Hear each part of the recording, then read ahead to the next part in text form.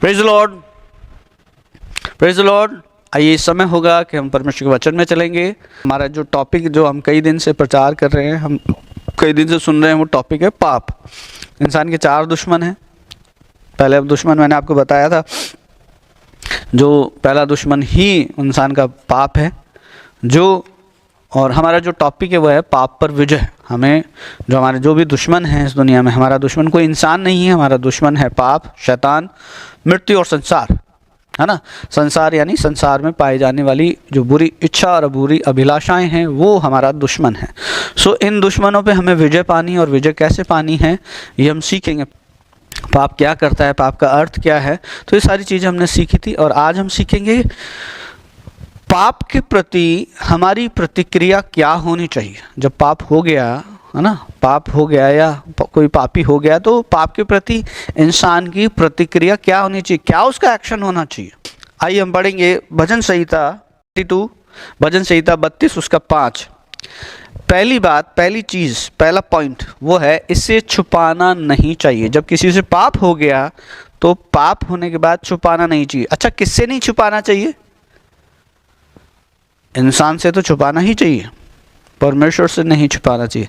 क्योंकि यदि देखिए, हमने किसी इंसान को, यदि किसी से पाप हो गया और उसने जाके किसी इंसान को बता दिया कि यार मेरे से ऐसा हो गया या मेरे से ये पाप हो गया, तो ठीक है, इंसान का नेचर स्विंग होता है, बदलता है। आज कुछ है, कल कुछ और है। आज किसी इंसान की इच्छा आपके प्रति क्या है, या उसके दिल दिमाग में आपके प्रति एक इमेज है, उसका रवैया, उसका व्यवहार आपके प्रति आज कुछ और है, कल कुछ और भी हो सकता है ना। ह्यूमन नेचर है, बदलता है, एक जैसा नहीं रहता।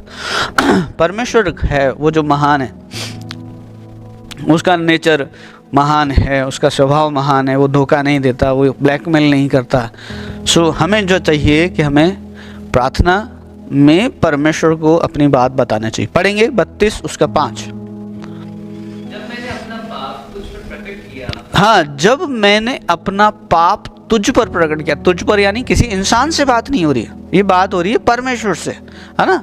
ये बात हो रही है परमेश्वर से। और ये व्यक्ति जो भजन का लेखक है, ये भजन ये जो कह रहा है, ये प्रार्थना कर रहा है और कह रहा है कि प्रभु, जब मैंने अपना पाप तुझ पर प्रकट किया तब, और अपना अधर्म न छिपाया, और कहा, हाँ, ओ प्रेज़ द लॉर्ड, हालेलुया, मैं यहोवा के सामने अपने अपराधों को मान लूँगा। Praise the Lord. मेरा जो टॉपिक है सफलता, यानी दुश्मन पर विजय, यानी सफलता कैसे आएगी, दुश्मन पर विजय कैसे आएगी, है ना। तो लिखा है कि जब भजन का लेखक कहता है, जब मैंने अपना पाप तुझ पर प्रकट किया और तुझसे नहीं छुपाया, तब हाँ, मैं यहोवा के सामने अपने अपराधों को मान लूँगा। परमेश्वर के सामने ही मानना है प्रियो, मनुष्य के सामने नहीं मानना, ध्यान रखना। यीशु मसीह ने भी सिखाया, जब तू प्रार्थना करे तो क्या कर, कोठड़ी में जा, यानी एकांत में, एकांतवास में जा, अकेले में जा और प्रार्थना कर। और प्रार्थना में हम क्या करते हैं? एक विश्वासी की सबसे पहली प्रार्थना क्या होनी चाहिए? एक विश्वासी की सबसे पहली प्रार्थना होनी चाहिए पाप क्षमा की प्रार्थना होनी चाहिए उसकी। और क्या जब मैंने प्रभु के पीछे चलना शुरू करा था, आज से 15 साल पहले, आज से 20 साल पहले या 25 साल पहले, तो मैंने अपने पाप क्षमा की प्रार्थना करी थी। तो क्या आज मुझे पाप क्षमा के ऊपर प्रार्थना करने की ज़रूरत नहीं है? क्या मुझे आज पाप क्षमा के लिए प्रार्थना करने की ज़रूरत नहीं? अरे है। क्यों है? क्योंकि हम इंसान हैं और हमारे देखने में, बोलने में, सोचने में, विचारने में बहुत सारी गलती, अपराध, पाप हो जाते हैं। तो सबसे पहले जब हम प्रार्थना करने बैठते हैं, प्रभु से कहना चाहिए, प्रभु, जब हम सबसे पहले तो प्रार्थना में परमेश्वर की प्रशंसा करनी चाहिए, तारीफ करनी चाहिए, जय जयकार करनी चाहिए। उसके बाद जब प्रार्थना की बारी आती है, पहले वर्शिप होनी चाहिए, परमेश्वर की प्रेज होनी चाहिए, प्रशंसा होनी चाहिए। और उसके बाद जब प्रार्थना करने की बारी आती है, तब सबसे पहले परमेश्वर से कहना चाहिए, प्रभु मुझसे पाप हो गया, प्रभु मुझसे ये गलती हो गई, प्रभु मुझसे ये अपराध हो गया, प्रभु तू तो सब कुछ जानता है। प्रभु, आप सोचिए, हम क्या परमेश्वर से कुछ छुपा सकते हैं? क्या परमेश्वर से कुछ छुपा रह सकता है?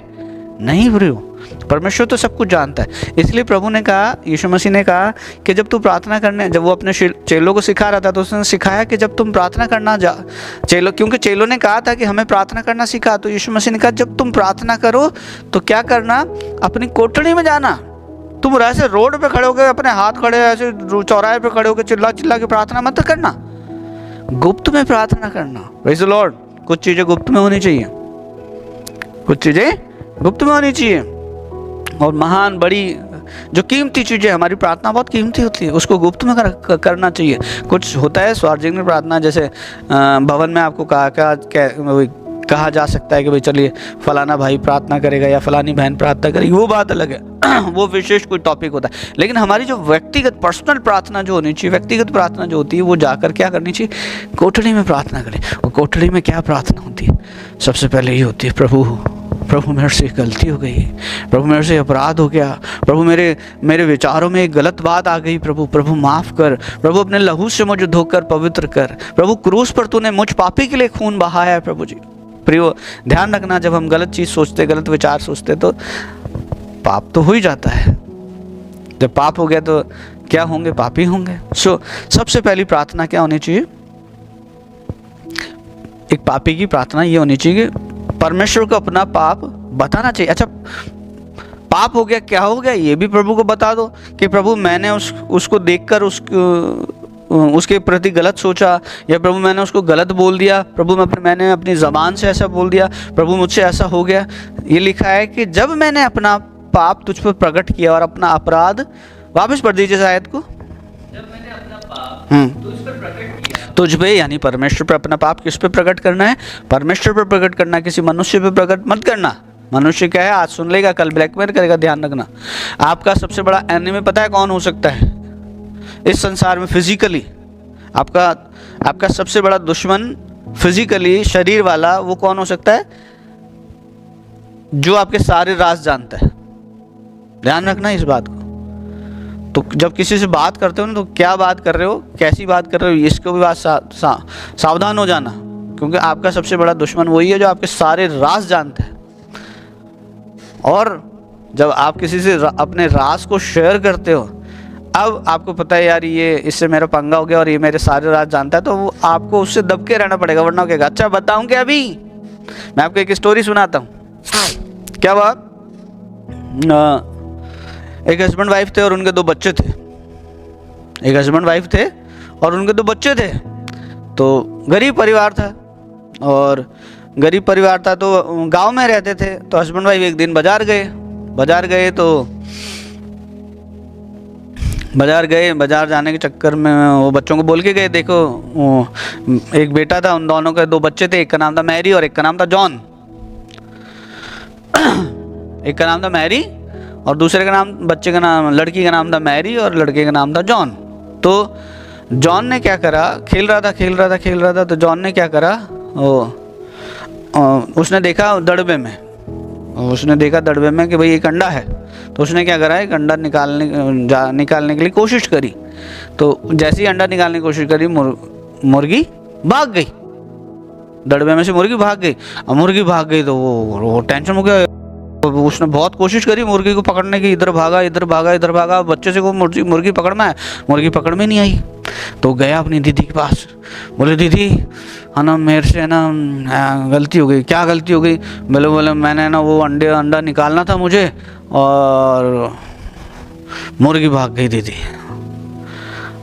तो बोले आप पापा मम्मी को मत बताना। बोले ठीक है नहीं बताऊंगी, पर बोले तेरे को मेरा एक काम करना पड़ेगा। बोले हाँ दीदी मैं बोलूँ, आप बताओ मैं करूँगा।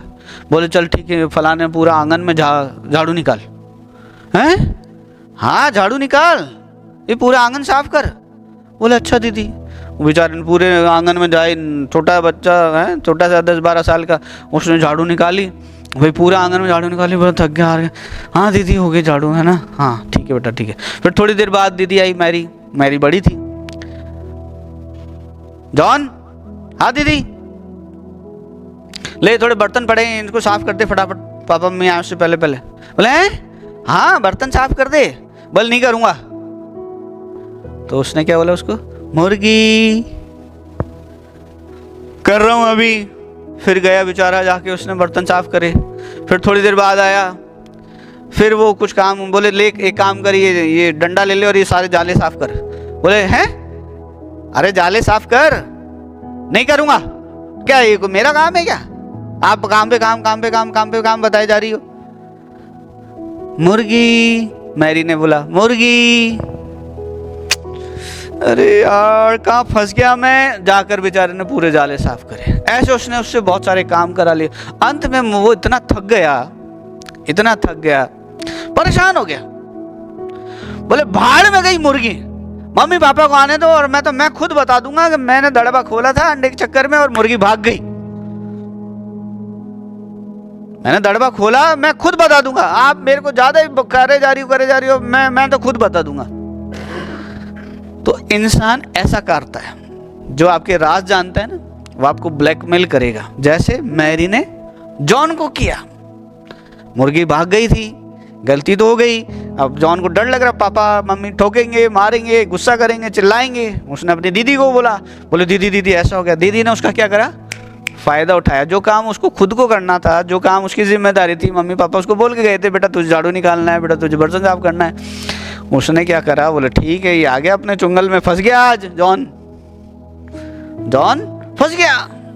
तो जैसे ही जॉन को काम बताया, वो काम करने से मना करे, वैसे ही दीदी जोर से चिल्लाए मुर्गी। फिर बेचारा जॉन आ जाए करके कर रहा हूं। फिर कोई बात आ जाए, फिर वो जोर से चिल्लाए। फिर वो कहे चल ये काम कर, नहीं करूंगा, क्या है सुबह से काम बताए जा रही बता। फिर वो चिल्लाए मुर्गी। जॉन परेशान हो गया। उसने कहा इससे बेहतर तो यह है कि मैं पापा से पिट लूंगा, पापा की डांट सुन लूंगा, पापा की बात सुन लूंगा। और वो गया, जब पापा मम्मी आए तो वो गया पापा के पास। पापा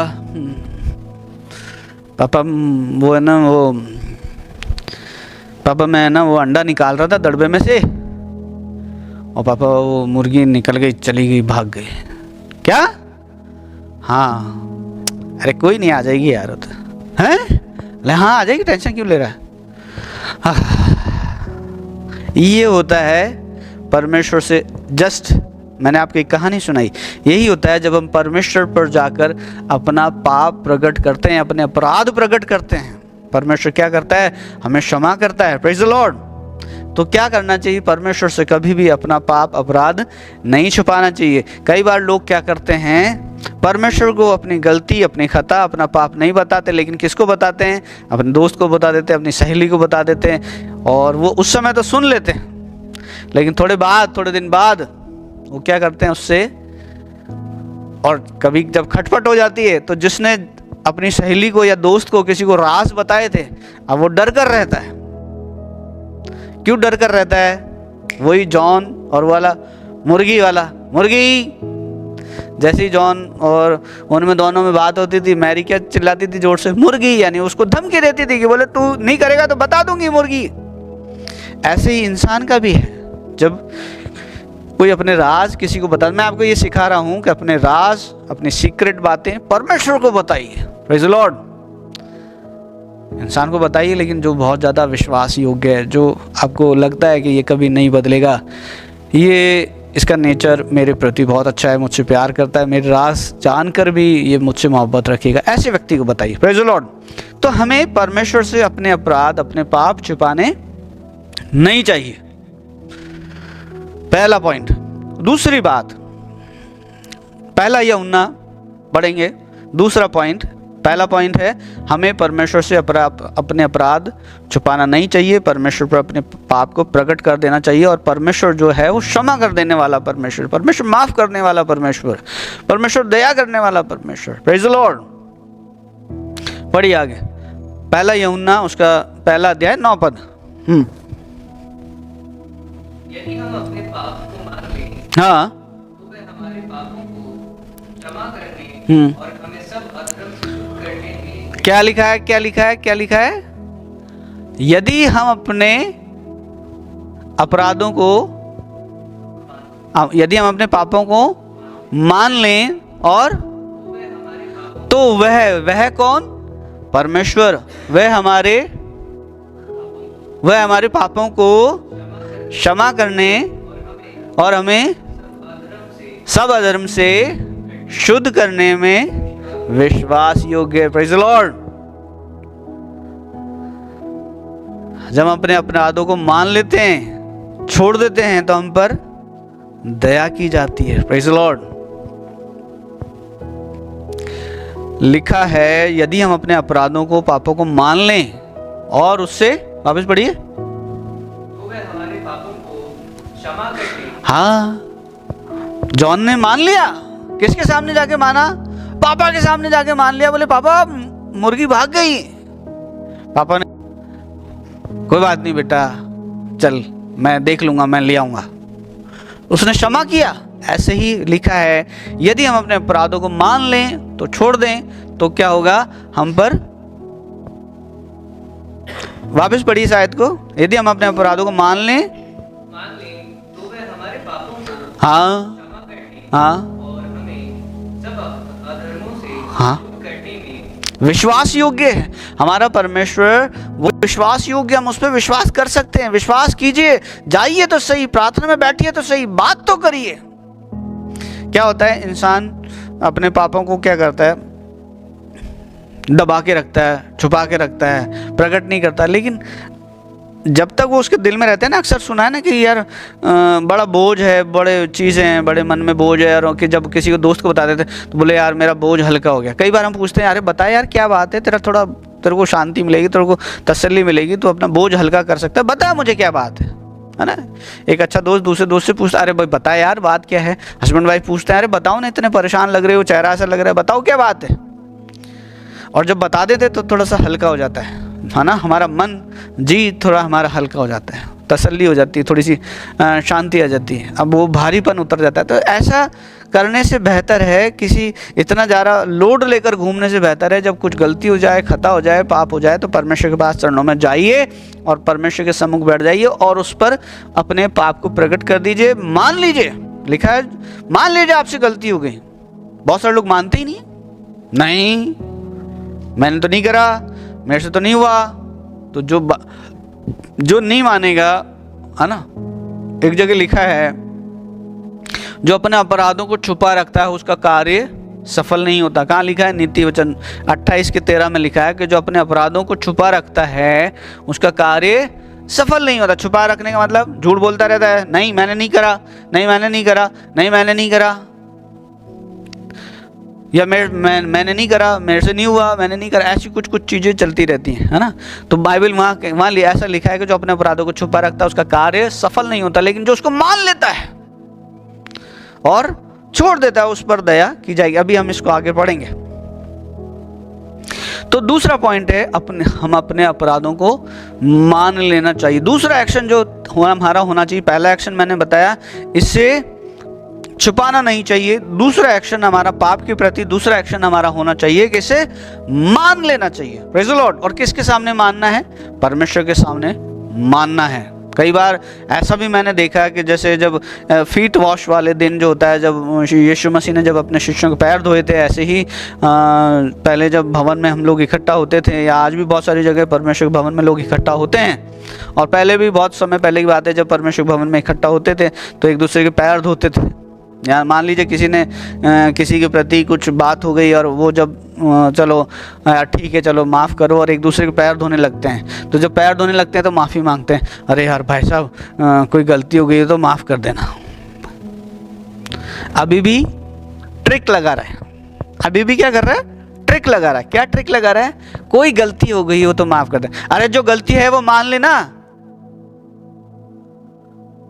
क्या हाँ भाई साहब उस दिन लात मार के मैंने आपकी गाड़ी को गिरा दिया था, माफ़ कर दो, उसकी वजह से टंटा हो गया था, झगड़ा हो गया था, मान लो वो आप उस समय तो अड़ गए थे, नहीं मैंने नहीं गिराई ये वो, जबकि उसको पता था सामने वाले को कि इसने ही मेरी गाड़ी को गिराया, लेकिन नहीं मैंने नहीं गिराया ये वो, लेकिन मन में तो था कि हाँ गिराया मैंने ये। तो जब आज फीट वॉश, हाँ पैर धोने वाले दिन जब इकट्ठा हो रहे हैं, माफ़ी तो मांग रहे हैं, लेकिन क्या बोल रहे हैं? भाई साहब कोई गलती हो गई तो माफ़ कर देना। अभी भी छुपा रहे हैं। तो छुपाना नहीं चाहिए। उस मान लो हाँ बोले सर वो गलती मेरी थी और मैं चाह तो नहीं रहा था, लेकिन गलती से मेरे से गिर गई है ना, गाड़ी मैंने गिरा दी आपकी, मैं क्षमा चाहता हूँ। क्षमा में बहुत बड़ी ताकत होती है, ध्यान रखना प्रियो। छुपाना नहीं चाहिए, दूसरी बात। तीसरी बात, नीति वचन 8 उसका 13 पढ़िए, तीसरा पॉइंट। पहली बात मैंने आपको बताया, पाप के प्रति हमारा जो एक्शन होना चाहिए वो ये है कि इसे छिपाना नहीं चाहिए। दूसरा एक्शन ये होना चाहिए कि इसको मान लेना चाहिए। किसके सामने मानना चाहिए? परमेश्वर के सामने मानना चाहिए। तीसरी बात, इससे घृणा करनी चाहिए। नीति वचन 8 उसका 13 पढ़िए। हाँ हाँ हाँ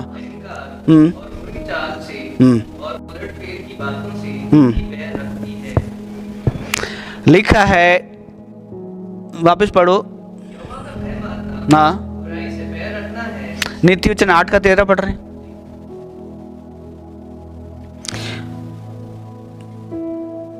इससे घृणा करना चाहिए। एक पॉइंट ये है कि इससे नफरत करनी चाहिए, इससे घृणा करनी चाहिए, इसको पालना नहीं चाहिए, है ना। इससे नफरत होनी चाहिए, पाप से इंसान को नफरत होनी चाहिए। आप चौथा पॉइंट पढ़िए, नीति वचन 28-13 पढ़िए। नीति वचन 28-13। जो अपने अपराध छिपा रखता है, हाँ, उसका कार्य सफल नहीं होता। जो अपने अपराध छिपा रखता है उसका कार्य सफल नहीं होता। यानी आप सफलता को ढूंढ रहे हैं, सफलता के पीछे भाग रहे हैं, सफलता पाना चाहते हैं, लेकिन यदि आपका रवैया, आपका व्यवहार परमेश्वर के प्रति कुछ और है, यदि आप जब प्रार्थना में बैठते हैं और एक फॉर्मेलिटी वाली प्रार्थना करके उड़ जाते हैं, पाप क्षमा की प्रार्थना नहीं करते हैं, तो आपके काम सफल नहीं होंगे। यदि आप अपनी प्रार्थना में, यदि आप अपने कामों में सफलता चाहते हैं, यदि आप ऊंचाइयों पर जाना चाहते हैं, यदि आप तरक्की करना चाहते हैं, उन्नति जीना करना चाहते हैं, तो परमेश्वर के साथ आपको बहुत सही चलने की ज़रूरत है। ध्यान रखना, एक सांप होता है ना, सांप भी क्या करता है दुनिया में, वो इधर उधर बड़ा टेढ़ा टेढ़ा ही चलता है, वो सीधा नहीं चलता है। लेकिन जब बिल में घुसता है ना, तो बिल में वो सीधा ही घुसता है। ऐसे ही इंसान को परमेश्वर के सामने तो सीधा, कम से कम परमेश्वर के सामने तो उसे सीधा होना चाहिए। क्या होना चाहिए? जब प्रार्थना करे तो फॉर्मेलिटी वाली प्रार्थना मत करनी, फॉर्मेलिटी वाली प्रार्थना नहीं करनी चाहिए, औपचारिकता वाली प्रार्थना नहीं करनी चाहिए। यदि पाप हुआ है, यदि गलती हुई है, यदि ऐसा कुछ हुआ है, क्योंकि सफलता क्यों नहीं आ रही, थोड़ा सोचिए तो सही, ढूंढिए तो सही, विचार तो करिए कि क्यों सफलता नहीं आ रही है। पाप क्या है? मैंने आपको पिछली बार बताया था, पाप क्या है? पाप वो है, पाप व्यवस्था का विरोध करना पाप है। परमेश्वर के कानून को ना मानना पाप है। यूं समझ लीजिए, परमेश्वर के विरोध, परमेश्वर ने जो लॉ दे दिया, परमेश्वर ने जो कानून दे दिया, उसका विरोध करना पाप है। बहुत सारे लोग, बहुत सारे परमेश्वर की जो बातें हैं उसका विरोध करते हैं। नहीं ऐसा थोड़ी होता है ना। जब कुछ ऑफरिंग की बात आती है, जब कुछ देने की बात आती है, जब दशमांश की बात आती है, तो बहुत सारे लोग इसका विरोध करते हैं और लोगों को वैसा सिखाते भी हैं। अरे ये बोले, ये तो पुराने जन्म की बात है, पुराने मतलब पुराने नियम की बात है। पुराने नियम में दशमांश देता था, नए नियम में थोड़ी है ना। पुराने नियम में दशमांश दिया जाता था, नए नियम में थोड़ी दशमांश दिया जाता है। आप बाइबल पढ़िए, बाइबल पूरी नहीं पढ़ी आपने। यीशु मसीह ने कहा, एक जगह लिखा है, यीशु मसीह ने कहा कि तुम सौंफ और जीरे का दशमांश देते हो, लेकिन ऊंट को निगल जाते हो। खतरनाक बात है ना। सौंफ और जीरे का दशमांश देते हो मतलब समझे? तुम छोटी छोटी चीजों में तो दशमांश दे देते हो, लेकिन जब बड़ी ब्लेसिंग आती है उसको डकार जाते हो, है ना। जब छोटी कोई आशीष आई, 2-4 हज़ार, 5-10 हज़ार की कोई आशीष आई, तो वो दे देते हैं, छोटी बात है ना। सौंफ और जीरे का दशमांश देते हो, लेकिन ऊंट को निगल जाते हो। ऊंट को निगल जाने का मतलब क्या है? बड़ी ब्लेसिंग्स, बड़ी आशीषों को डकार जाते हो, वो नहीं देते।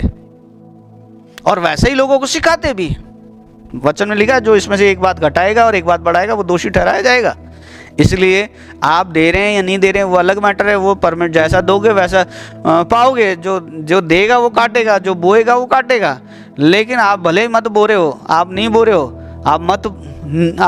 हो, लेकिन लोगों को बोने से रोकिए मत। आप उल्टा और परमेश्वर से, मतलब परमेश्वर के अगेंस्ट मत जाइए, उसके वचन के अगेंस्ट मत जाइए। बहुत सारे लोग देने के खिलाफ सिखाते हैं, अरे नहीं कोई ज़रूरत नहीं देने की। बहुत सारे लोग सोचते हैं जो बोले नहीं क्या ज़रूरत है देने की, ये तो पुराने नियम में था। यदि किसी को गहरी स्टडी चाहिए तो मैं दे सकता हूँ, वचन में लिखा है देने के लिए, नए नियम में लिखा है देने के लिए। यीशु मसीह ने कहा जो केसर का है वो केसर को दो और जो प्रभु का है वो प्रभु को दो। प्रभु का क्या है? प्रभु का क्या है? प्रभु ने कहा तुम्हारे हर 10 में से एक मेरा है। तुम्हारे 10 पेड़ हैं, उस 10 पेड़ों के फलों में से एक पेड़ के फल मेरे हैं। Praise the Lord. तुम्हारी 10 गाड़ियां चलती हैं, उस 10 गाड़ी में से एक गाड़ी की पूरी कमाई मेरी है। 9 की जो कमाई है वो तुम रख सकते हो, लेकिन 10 की मैं, मतलब प्रभु कहता है 10वां हिस्सा मेरा है। हम लोग थोड़ा सा क्या है, हमारा मैनेजमेंट ठीक नहीं है। मैं आज सिखा रहा हूँ क्योंकि मैं चाहता हूँ ये नया आने वाला वर्ष आप सबके लिए ब्लेस्ड वर्ष हो। आप अच्छे से बोना सीखें, ताकि अच्छे से बोएंगे तो अच्छे से काटेंगे।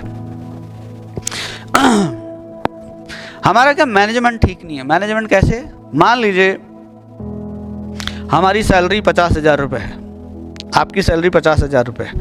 अब इंसान क्या करता है, 50,000 रुपये का हिसाब किताब लेके चलता है कि भाई 10,000 रुपये मेरे बच्चों की फीस जाएगी, 10,000 रुपये मेरा 5,000 रुपये मेरे घर का किराया जाएगा, 15 हो गए। मैं क्या करता हूँ, मैं एक गाड़ी ले आता हूँ, 20,000 रुपये उसकी किस्त भर लूँगा।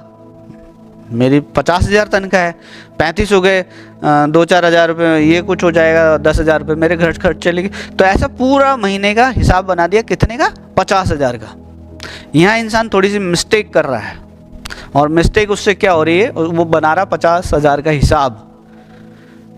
उसको बनाना है 45 का हिसाब कि 45,000 रुपये मेरी सैलरी है, यानी मुझे जो खर्च करने के लिए मिल रहा है वो 45,000 है। मैं कमा तो 50 रहा हूँ, लेकिन मुझे खर्च करने के लिए जो मिल रहा है वो 45 है, क्योंकि 5 तो प्रभु का है उस 50 में से। लेकिन आज इंसान गड़बड़ कर रहा है। वो गड़बड़ ये कर रहा है, बहुत सारे लोग बहुत वफादार हैं, बहुत सारे लोग बहुत ईमानदारी से परमेश्वर के लिए बोते हैं, वरन ज़्यादा बोते हैं, अधिक बोते हैं। तो जो अधिक बोता है, जो प्रॉपर बो रहा है, वो काट रहा है। लेकिन जो नहीं बो रहा वो नहीं काट रहा। जिसका मैनेजमेंट बिगड़ा हुआ है उसकी लाइफ में बड़े चीज़ें ठीक नहीं है, डिसबैलेंस है। कैसे? मैंने आपको बताया ना, सैलरी 50 है तो 50 का हिसाब किताब लगा के चलते कि इतना मेरे को LIC में भर देना है, इतना बच्चों की फीस जाएगी, इतना घर का राशन आएगा, इतना पैसा बच रहा है गाड़ी किस्त, इतना मेरा कोई लोन चल रहा है, ये उसकी किस्त, पूरा 50,000 का हिसाब। और जब फिर देने का नंबर आता है, अरे सर बचता ही नहीं है, अरे सर कहाँ, सेविंग ही नहीं है, बचता ही नहीं है। क्या कर रहे हैं हम? थोड़ा सा कुछ कहीं गड़बड़ कर रहे हैं, और यही गड़बड़ की वजह से ब्लेसिंग्स नहीं आती हैं, यही गड़बड़ की वजह से तकलीफ़ें आती हैं, इसी गड़बड़ की वजह से सारी सेविंग्स कभी ना कभी कुछ जमा जोड़ वगैरह सब। क्यों लिखा है? आप व्यवस्था 28 पढ़ना, वहाँ आशीष और श्राप लिखे हुए हैं। जब हम प्रॉपर बोते नहीं है, तो जब हमारी जो सेविंग्स है ना, वो सेविंग्स एक दिन ऐसे गायब हो जाती है, एक झटका लगता है गायब सारी सेविंग्स। क्यों? क्योंकि जो हमने प्रॉपर परमेश्वर को देना था वो नहीं दिया। मान लीजिए मैं रिटायर होता हूँ, और रिटायर होने पर मुझे एक अच्छा खासा अमाउंट मिलता है। अब उस अमाउंट में से मान लीजिए आज तो बहुत अच्छा पैसा मिलता है, मुझे 50 लाख रुपया रिटायरमेंट पे मिला, तो बाइबल के अकॉर्डिंग, परमेश्वर के वचन के अनुसार, उसमें से मेरे को जो बोना है वो 5 प्रभु का जाएगा, 45 मेरा है, 5 प्रभु का है। इस बात को ध्यान रखिएगा कि 10वां भाग प्रभु का है। तो बहुत सारे लोग क्या करते हैं, बहुत सारे लोग खुद तो देते नहीं है, लेकिन वैसा ही दूसरों को भी सिखाते हैं। तो ऐसा काम नहीं करना चाहिए। बाइबल लिखा है, यदि तुम सफल होना चाहते हो, सफलता पाना चाहते हो। बहुत सारे लोगों की जिंदगी में सफलता नहीं है। क्यों? क्योंकि वो कुछ गड़बड़ कर रहे हैं। इस वचन को 28-13 को वापस पढ़ो। हाँ, जो अपने अपराध छिपा रखता है उसका कार्य सफल नहीं होता है। बहुत सारे लोगों को सफलता मिलती नहीं है। क्यों नहीं मिलती है? जीवन सही नहीं है। किससे छिपा रहे हैं? परमेश्वर से छिपा रहे हैं। अरे परमेश्वर तो सब कुछ जानता है। मेरी जेब में कितना पैसा है परमेश्वर जानता है। मेरे अकाउंट में कितना पैसा है परमेश्वर जानता है। मेरी सैलरी कितनी है परमेश्वर जानता है। बहुत सारे लोगों की सैलरी 1.5-2 लाख रुपए भवन में चढ़ाते हैं, कुछ थोड़ा सा। सैलरी कितनी है? 2 लाख। चढ़ा कितना रहे? 1,000-2,000 रुपए। अरे ये तो 1% है। प्रभु कहता 10% होना चाहिए। तो आप समझिए, परमेश्वर सब जानता है। बाइबल लिखा है, जो अपने अपराध छिपा रखता है उसका कार्य सफल नहीं, किससे छुपा रहा है? जो टॉपिक यही है, किससे छुपा रहा है? परमेश्वर से छुपा रहा है। सफलता देने वाला कौन है? परमेश्वर है। तो जब परमेश्वर से ही कुछ चीजें छुपाओगे तो भाई सफलता कैसे आएगी? वापिस पढ़िए। हाँ, जो अपने अपराध छिपा रखता है, किससे छिपा रखता है? परमेश्वर से छिपा रखता है। और आगे उसका कार्य सफल नहीं होता। सफलता किसकी ओर से आती है? उन्नति तरक्की किसकी ओर से आती है? परमेश्वर की ओर से आती है। तो जब परमेश्वर से छिपाए रखते हैं तो हमारे काम सफल नहीं होते हैं। आगे, परंतु जो उनको मान लेता है, प्रेज़ द लॉर्ड, परंतु जो उनको मान लेता है और छोड़ भी देता है, जो मान लेता है और छोड़ देता है, ये टॉपिक पे थोड़ा सा सोचना, विचार करना। मान तो बहुत सारे लेते हैं।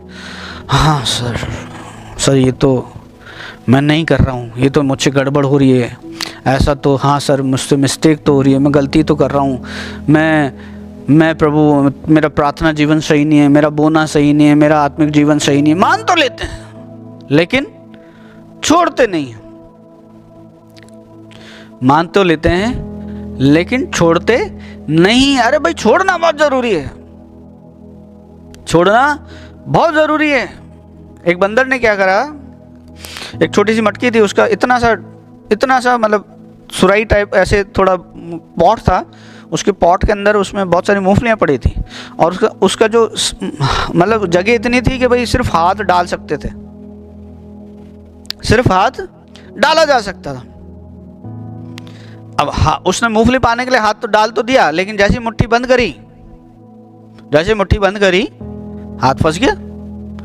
बहुत सारे लोग, ये जो अफ्रीका साइड में होता है ना, बंदरों को पकड़ने के लिए क्या करते हैं पता है आपको?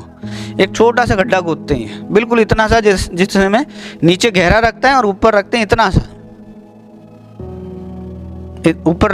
सा, ताकि सिर्फ हाथ जा सके। और जब उसमें कुछ डाल देते हैं खाने की वस्तु, जैसे ही बंदर हाथ डालता है मुट्ठी बंद करता है ना, कुछ निकालने के लिए मुट्ठी तो बंद करनी पड़ेगी। तो जैसे ही हाथ डालता है, मुट्ठी बंद करता है, वो अब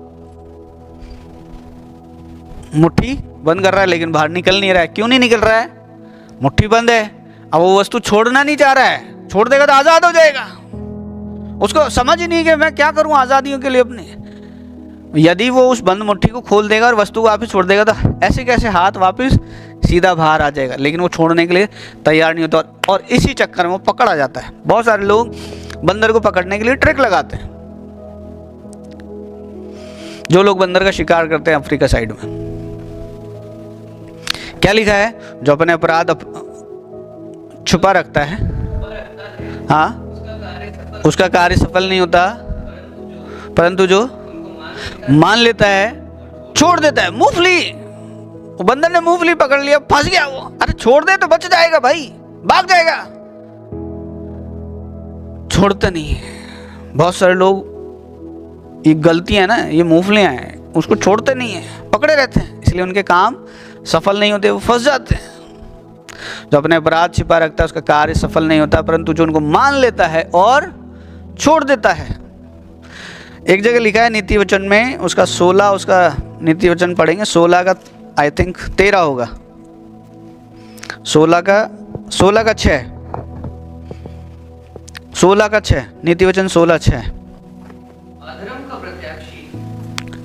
अधर्म का प्रायश्चित कृपा और सच्चाई से होता है। क्या लिखा है? अधर्म का प्रायश्चित कृपा और सच्चाई से होता है। कृपा करने से होता है और सच्चा बन जाने से होता है। सच्चा मतलब मान लेना, छोड़ देना, मान लेना और छोड़ देना। यदि सफलता चाहिए, सक्सेस चाहिए, उन्नति चाहिए, तो ये अपना लीजिए। किसके सामने मानना है? परमेश्वर के सामने मानना है। और क्या मानना है? कि हाँ प्रभु मैं गड़बड़ कर रहा हूँ, हाँ प्रभु मेरा जीवन सही नहीं, हाँ प्रभु। तो पाप के प्रति हमारे एक्शन क्या होना चाहिए? पहला एक्शन मैंने आपको बताया, इसे छुपाना नहीं चाहिए। दूसरा एक्शन, इसे मान लेना चाहिए। तीसरा एक्शन, यूँ समझ लिए इसको, पाप से घृणा करनी चाहिए। चौथा एक्शन, इसे छोड़ देना चाहिए। छोड़ेंगे नहीं तो फंसे रहेंगे, छोड़ेंगे नहीं तो उलझ जाएंगे, फंस जाएंगे, शिकार हो जाएंगे। किसके? शैतान के शिकार हो जाएंगे। पांचवी बात, उत्पत्ति की किताब उसका 4 अध्याय 7 पद पढ़िए। उत्पत्ति 4:7। यदि तू भला करे हाँ तो क्या तेरी भेंट ग्रहण न की जाएगी? हाँ और यदि तू भला ना करे हाँ पाप द्वार पर छिपा रहता है हाँ, पाप द्वार पर छिपा रहता है और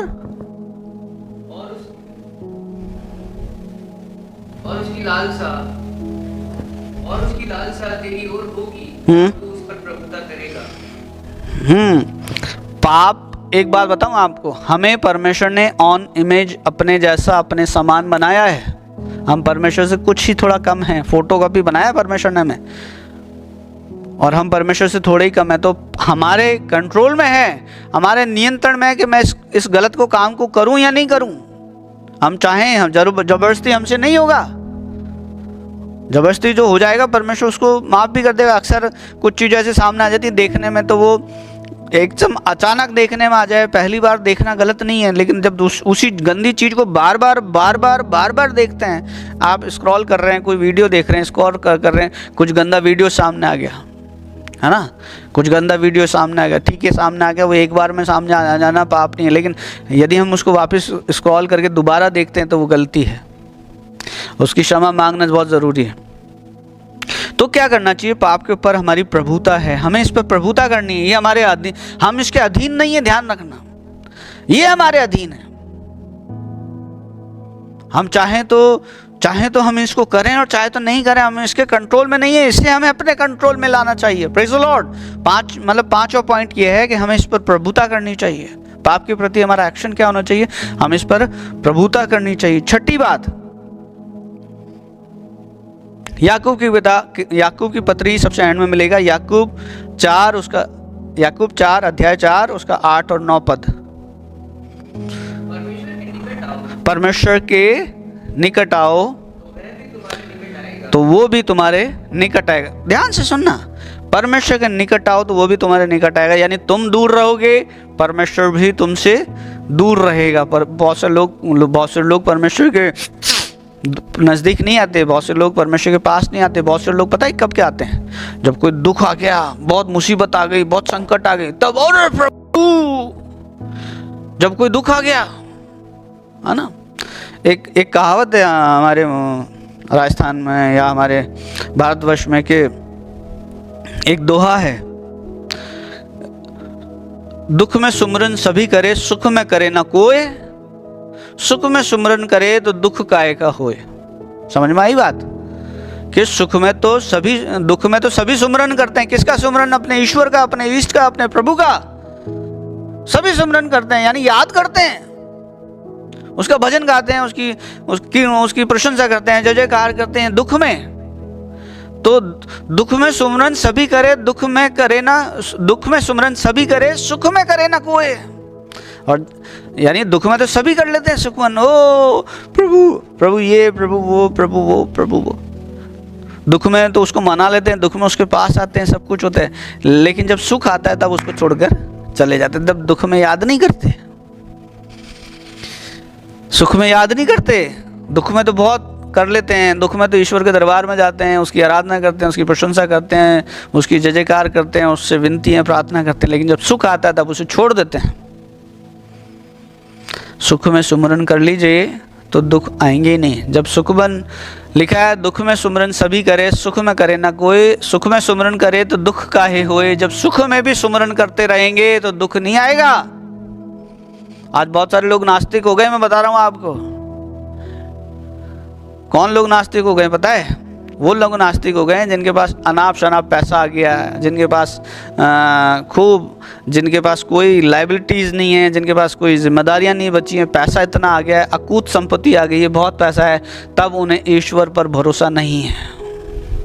कईयों का इलाज फ्री मिल जाता है। कई देश ऐसे हैं जहाँ पर उनका इलाज फ्री है, एजुकेशन फ्री है, सब कुछ फ्री है ना। और जब कमा रहे हैं, जो सारा अपनी जेब में आ रहा है, तो उनको ये हो जाता है कि ईश्वर की मुझे ज़रूरत नहीं है। अक्सर आपने देखा होगा कि ईश्वर के दरबार में कौन लोग जाते हैं?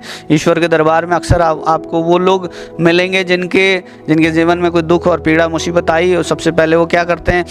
कोई बीमारी आ गई तो डॉक्टर के पास जाते हैं, फिर डॉक्टर के पास जब नहीं आती तो वो क्या करते हैं, इधर उधर जाते हैं। कोई इस दरबार में जाता है, कोई इस दरबार में जाता है, कोई इस दरबार में जाता है। क्या चाहिए? निजात चाहिए, छुटकारा चाहिए। यानी कोई बंधन आ गया है, किसी का धंधा नहीं चल रहा है, किसी का बिजनेस नहीं चल रहा है, वो क्या करता है, सब कुछ करता है, यार क्या करूं, ये करूं, वो करूं। बहुत सारे लोग तो तांत्रिक तक के पास पहुंच जाते हैं,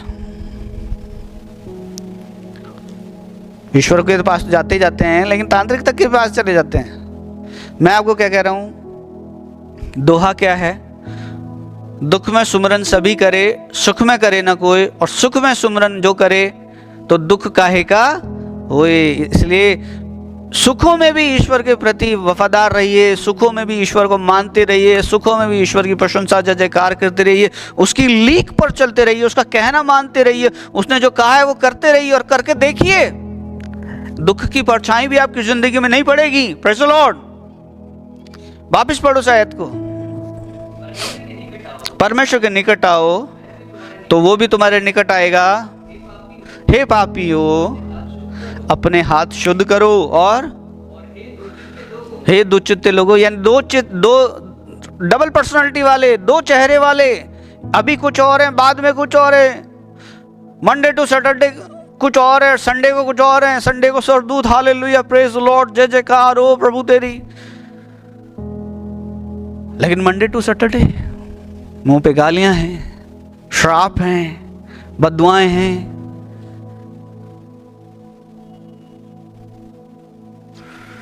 बहुत सारे लोग पता है क्या करते हैं, रोज पियो, एक दिन छोड़ दो, एक दिन संत बन जाओ। नहीं आज मैं नहीं पीऊंगा, आज मेरा वार है, आज मैं नहीं पीऊंगा। अरे 7 दिन प्रभु ने बनाए भाई, 7 दिन छोड़ दो, जिंदगी अच्छी हो जाएगी। Praise the Lord. तो मंडे टू सैटरडे लाइफ कुछ और है, संडे को लाइफ कुछ और है, संसार में कुछ और है, भवन में कुछ और है ना। प्रार्थना के रूम में कुछ और है और दूसरों कमरों में कुछ और है। प्रार्थना के कमरे में बिल्कुल नम्र दिन हलीम है, और अपने कमरे में अपनी बीवी के साथ, अपने बच्चों के साथ राक्षस है ना। प्रार्थना के कमरे में संत हैं, लेकिन अपने दूसरे कमरों में जहाँ पर उठते बैठते हैं, बच्चों के साथ, पत्नी के साथ रहते हैं, परिवार के साथ रहते हैं, उनके साथ कैसा व्यवहार है। प्रभु के साथ तो बहुत अच्छा है, आप प्रार्थना के कमरे में जाते हैं तो बिल्कुल संत बन के बैठ जाते हैं, लेकिन अपनी पत्नी, अपने बच्चों के साथ कैसा व्यवहार है। छोटी सी बात भी क्षमा नहीं करते, दिन बढ़ा के मिलते हैं। माफ करना भी सीखिए। Praise the Lord. हे दुचित्ते लोगों, अपने हृदयों को क्या करो, पवित्र करो। क्यों पवित्र करो? क्योंकि परमेश्वर पवित्रता में वास करता है। परमेश्वर ने कहा मैं तुम्हारे दिल में रहना चाहता हूं। बहुत पहले एक गाना आया था, दिल एक मंदिर है। किसका मंदिर है? श्रीदेवी का, माधुरी दीक्षित का। आज कौन चल रहा है भाई? है कैटरीना कैफ या और कौन है आज के जमाने की? मुझे याद नहीं है, ये जो पहले जिनको देखते थे वो नाम याद है?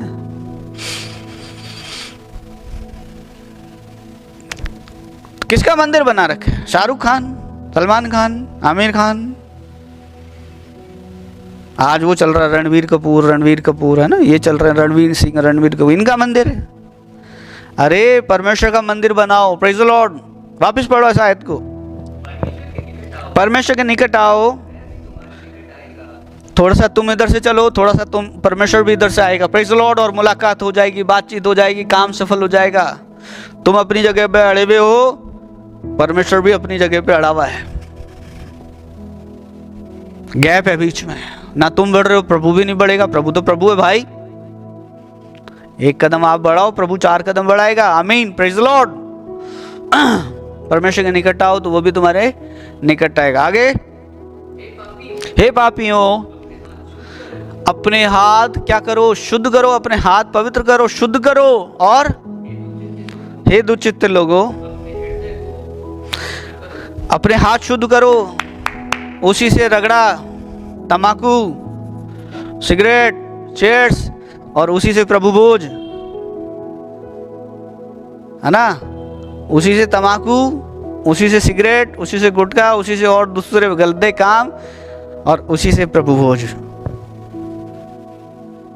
ये क्या है? शुद्ध करो, शुद्ध अपने आप को, और आगे हाथ शुद्ध करो, और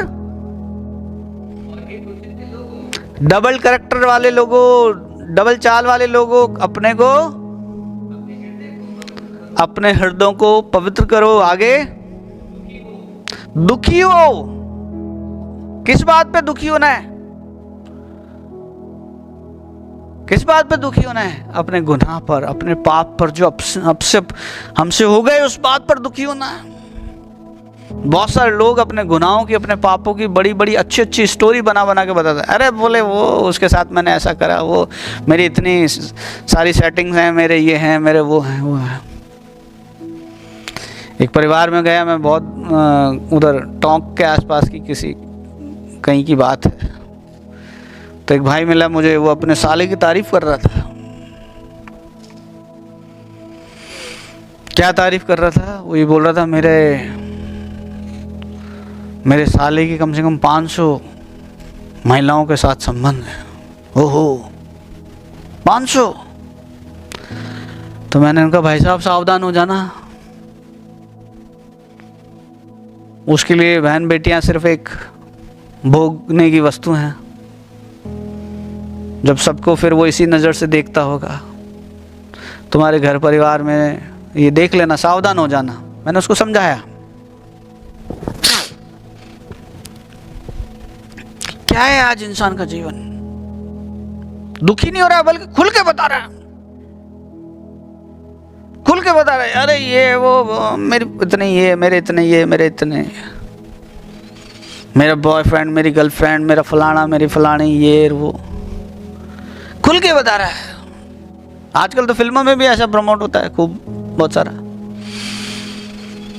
सावधान हो जाइए, दुखी होइए इस बात पर। अरे बोले हाय मुझसे क्या हो गया, ये मैंने क्या कर दिया, मैं पापी हो गया, अब परमेश्वर मेरे डेरे में कैसे आएगा, परमेश्वर मेरे जीवन में कैसे आएगा, परमेश्वर मेरी जिंदगी में कैसे आएगा। इस बात पे दुखी होना है, इस बात पर मातम मनाना है, पश्चाताप करना है। इजरायली लोग जब पाप करते थे, परमेश्वर उनको छोड़ के चला जाता था, लेकिन वो फिर वापस आ जाते थे। क्यों? जब परमेश्वर छोड़ के चले जाता था तो उन्हें युद्ध में हार मिलती थी, असफलताएं मिलती थी, तकलीफ मिलती थी, और वो कहते थे यार ऐसा क्यों हो रहा है। फिर उन्हें समझ में आता था, अरे प्रभु हमारे साथ नहीं है। फिर वो रोते थे, पश्चाताप करते थे, अपनी बुरी चाल से फिरते थे, और प्रभु कहते थे, प्रभु वापस हमारे डेरे में आ जा, वापस प्रभु हमारी जिंदगी में आ जा, वापस हमारे परिवार में आ जा। और प्रभु तरस खाता था, उन्हें माफ करता था, और उन पर उनके पास वापस उनके साथ रहता था। समझिए बात को। हे पापियों, दुखी हो और शोक करो। किस बात का शोक? हाय ये मैंने क्या कर दिया, उस बात पे रोइए। शोक में क्या करता है इंसान? दुखी हो जाता है, चेहरा लटक जाता है, रोता है। क्या कभी पाप करके रोए? क्या कभी किसी कोई गंदा, किसी को गाली बक कर, किसी को बुरा कर कर, किसी का नुकसान पहुंचा के, कोई पाप करके दुखी हुए? क्या मातम मनाया? क्या बैठ गए? या उदास हो गए? नहीं। मेरे वचन कड़वे जरूर हैं, कठोर जरूर हैं, लेकिन फायदेमंद है। पाप के प्रति हमारा रवैया क्या होना चाहिए वो बता रहा हूं मैं। शोक करो, गलती हो गई, गुनाह हो गया, पाप हो गया तो शोक करिए। बाइबल के एक राजा है, उससे शोक हो गया, उस मतलब बाइबल का राजा, उससे पाप हो गया, उसने शोक करा, दुख मनाया, कई दिन तक दुख मनाता रहा। प्रभु गलती हो गई, प्रभु क्षमा कर, प्रभु माफ कर। शोक करिए, दुखी हुई तो पाप के प्रति हमारा एक्शन ये होना चाहिए। पहला एक्शन, इसे छुपाना नहीं चाहिए। दूसरा एक्शन, इसे मान लेना चाहिए। तीसरा एक्शन, इससे घृणा होनी चाहिए। चौथा एक्शन, इसे छोड़ देना चाहिए। पांचवा एक्शन, इस पर प्रभुता करनी चाहिए, यानी ये हमारा प्रभु नहीं होना चाहिए, हमें ये हमारा गुलाम होना चाहिए। छठी बात, इस पर शोक होना चाहिए।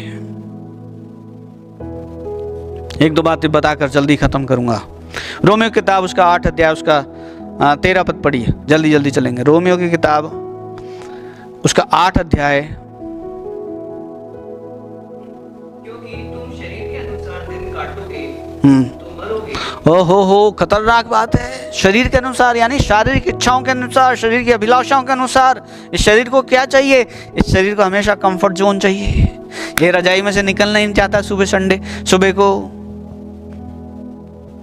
अभी तो 5 ही बजे हैं, अभी तो 6 ही बजे हैं, अभी तो 7 ही बजे हैं, ये निकलना ही नहीं चाहता। इसको कंफर्ट जोन चाहिए, ये अपने आप को दुख देना नहीं चाहता, उसको पसंद नहीं दुख देना। कंफर्ट जोन, यदि जो व्यक्ति जिसको 7 बजे ड्यूटी पे जाना है और वो 7 बजे तक रजाई में घुसा रहेगा तो क्या उसे आराम मिलेगा, सुकून मिलेगा, सुख शांति मिलेगी? अरे बर्बादी मिलेगी। नौकरी पे नहीं जाएगा तो क्या मिलेगा? 0 अंडा। क्या मिलेगा?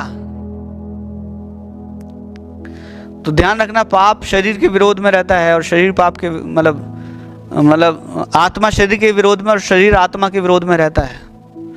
संडे को कितनी बजे उठते हैं? आज तो संडे है।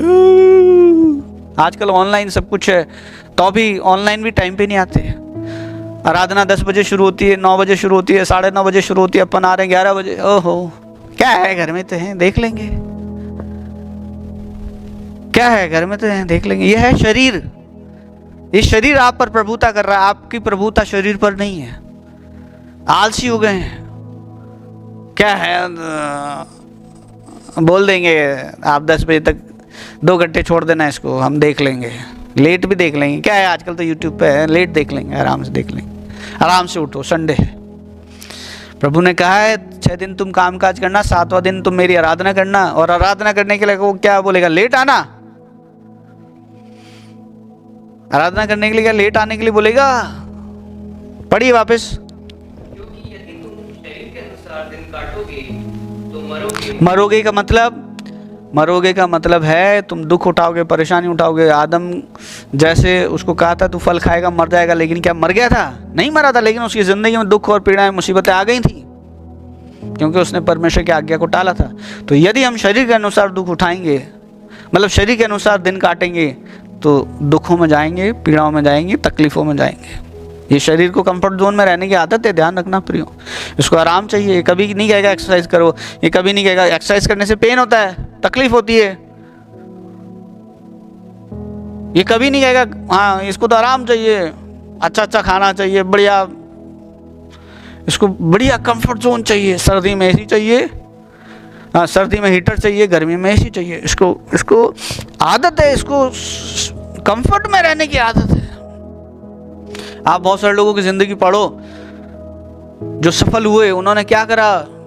कंफर्ट जोन को छोड़ा, बाहर निकले, दौड़े, भागे, मेहनत करी और आज बन गए कुछ। बहुत सारे लोगों को देखा मैंने, वेट हो गया 135 किलो, चेहरा हो गया ऐसा, लेकिन निकले, कंफर्ट जोन छोड़ा, भागे। लोग मजाक उड़ाते थे जब ऐसा था, मजाक उड़ाते थे लोग, हंसी करते थे, लेकिन जब उस ऐसा करा दुखी हो गया, परेशान हो गया, तो छोड़ा, कंफर्ट जोन छोड़ा। सुबह उठे, जल्दी उठे, भागना शुरू करा, दौड़ना लगा शुरू करा, जिम जाना शुरू करा, एक्सरसाइज करना शुरू करा, और आज एक अच्छा सुंदर सुडोल शरीर लेके बैठे। ये कैसे हुआ? कंफर्ट जोन छोड़ने से हुआ। बहुत सारे लोग कंफर्ट नहीं छोड़ते, और चीज़ें छोड़ दो, परमेश्वर के भवन में टाइम पे नहीं आते। आजकल सारी चीज़ें ऑनलाइन है तो ऑनलाइन टाइम पे नहीं आते, उठते ही नहीं टाइम पे। आराधना 9:30 बजे, अपन तो उठे ही 9 बजे। अब वो धीरे धीरे पेश चल रहा है। उधर मोबाइल चला दिया, मैडम किचन में नाश्ता बना रही हैं। संडे की बात बता रहा हूँ। उधर वॉशिंग मशीन चालू कर दी है संडे को, उधर वो चलता रहेगा, ठीक है, उधर वो चलता रहेगा, अपना काम चलता रहेगा, आराधना होती रहेगी। हाँ, अरे जो प्रभु का है वो प्रभु को दो। 1-1.5 घंटे अपने किसी रिश्तेदार से खूब बात कर सकते हैं, सारे कामों को छोड़कर, गैस ऑफ करके। अरे जीजी, अरे जीजा जी, अरे ये, अरे वो, अरे भैया, अरे भाभी, बात कर सकते हैं इतनी देर, लेकिन प्रभु के लिए।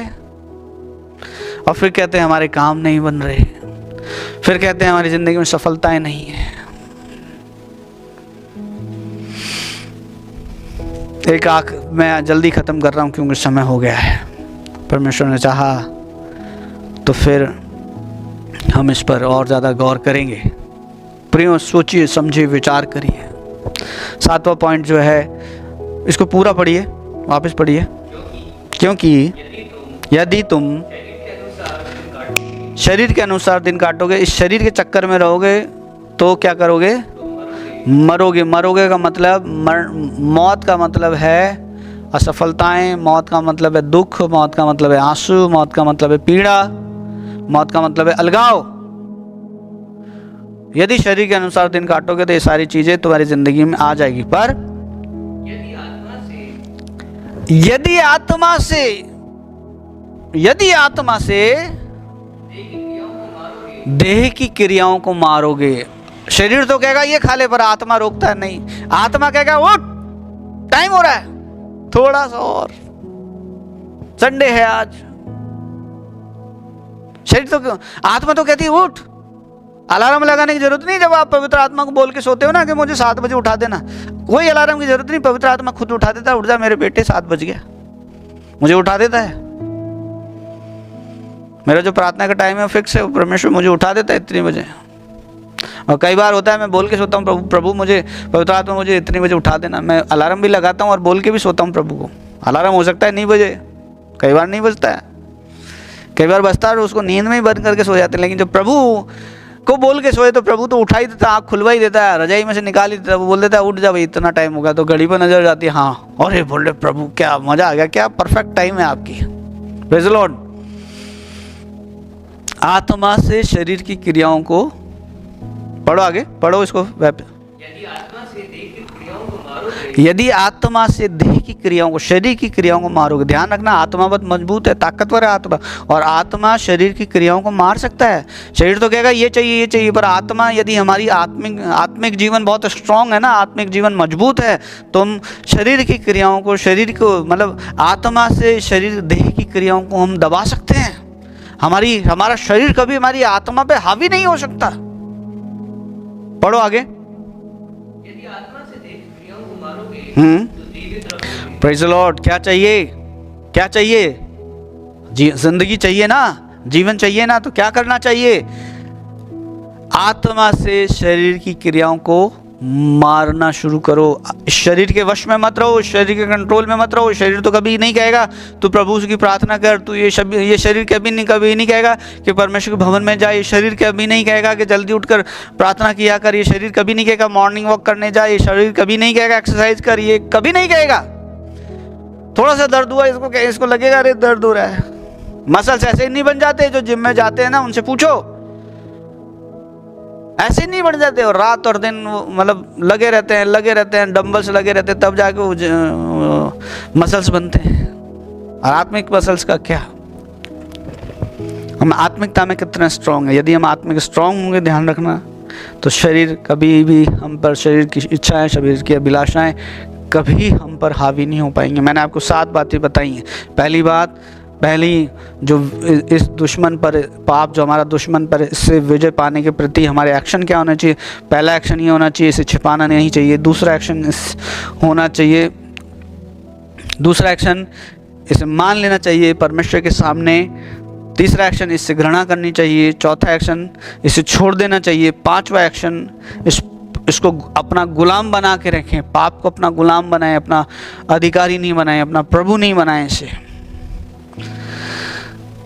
छठी बात, इसके जब कुछ ऐसा हो जाए तो, या पुराने जीवन में कभी हुआ तो उस पर आनंद नहीं करना चाहिए, शोक मनाना चाहिए। हाय बोले मैं कैसा निरा बेवकूफ़ आदमी था, या ऐसा कहना चाहिए, सोचना चाहिए कि यार मैं कितना गंदा था, मैं क्या क्या करता था। 7वीं बात और अंतिम बात, शरीर के अनुसार दिन नहीं काटने हैं, आत्मा के अनुसार दिन काटने हैं। शरीर के दिन अनुसार दिन काटोगे तो मरोगे, पर आत्मा के अनुसार दिन का, आत्मा से के अनुसार दिन काटोगे तो, इस पढ़ दो इसकी लास्ट वाले बी पार्ट को। यदि आत्मा से देह की क्रियाओं को मारोगे, आत्मा से देह की क्रियाओं को मारोगे तो जीवित रहोगे। Praise the Lord, praise the Lord. वहाँ पर व्यवस्था में एक बात लिखी है, मैं आपके लिए अंतिम पढ़कर बंद करूँगा। व्यवस्था में एक बात लिखी है,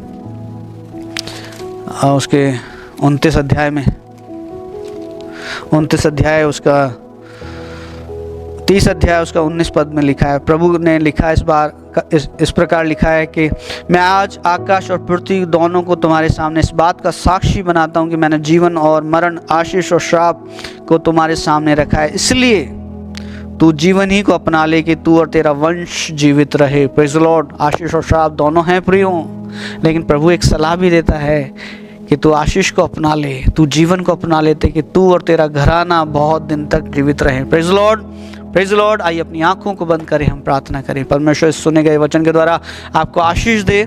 आइए अपनी आंखों को बंद करें। Thank you Jesus, thank you Jesus, thank you Jesus. प्रियो, मैं आपको पाप के बारे में समझा रहा हूँ कि पाप इंसान का दुश्मन है और इस दुश्मन पर हमको विजय पानी है।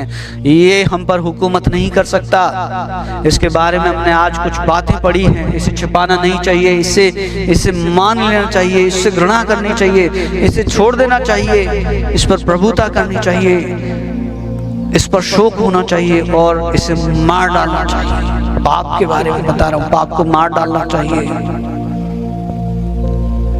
और इसे छिपाना नहीं चाहिए। किससे नहीं छिपाना है? परमेश्वर से नहीं छिपाना, परमेश्वर को बता देना चाहिए, प्रभु मुझसे गलती हो गई, प्रभु मुझसे अपराध हो गया, ओ प्रभु। इस पर शोक होना चाहिए, परमेश्वर के सामने मान दुखी मनाए, अरे मैंने क्या कर डाला, अरे मुझे क्या हो गया।